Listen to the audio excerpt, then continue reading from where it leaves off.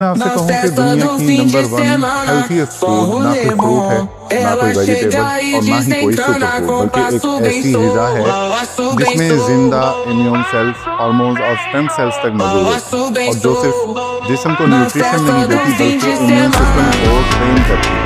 और सबसे हैरान करने वाली बात, ये ग़िज़ा आपके एनवायरनमेंट के मुताबिक खुद को चेंज भी कर सकती है। जी हाँ, आपके आसपास जो हालात होते हैं, ये ग़िज़ा उनके मुताबिक अडॉप्ट हो जाती है। अगर आपको पता है कि मैं किस ग़िज़ा की बात कर रहा हूँ तो नीचे कमेंट ज़रूर करें। और वीडियो के एंड पर मैं आपको एडल्ट के लिए इसका नेक्स्ट बेस्ट फूड भी बताऊँगा। दुनिया में एक ऐसी ग़िज़ा मौजूद है जिसके करीब कोई सप्लीमेंट और कोई सुपर फूड नहीं आ सकता। जो काम ये एक चीज़ करती है वो कोई और फूड नहीं करती, और वो ग़िज़ा है ह्यूमन ब्रेस्ट मिल्क।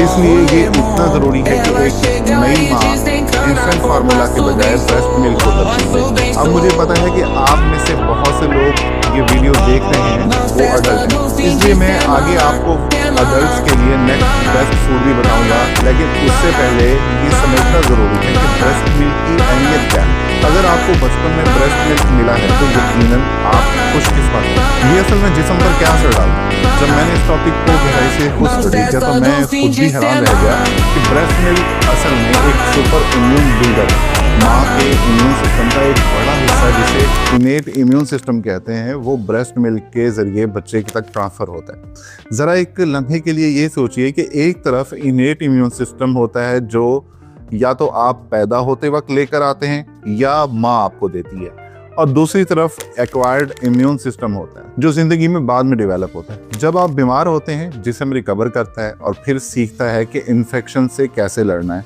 इसलिए जो लोग ब्रेस्ट फीडिंग के मरहले से गुजरते हैं उनका इम्यून सिस्टम ज़्यादा स्ट्रॉन्ग होता है। ब्रेस्ट मिल्क के अंदर ऐसी प्रोटीन्स होती हैं जो गट वॉल को हील करती हैं।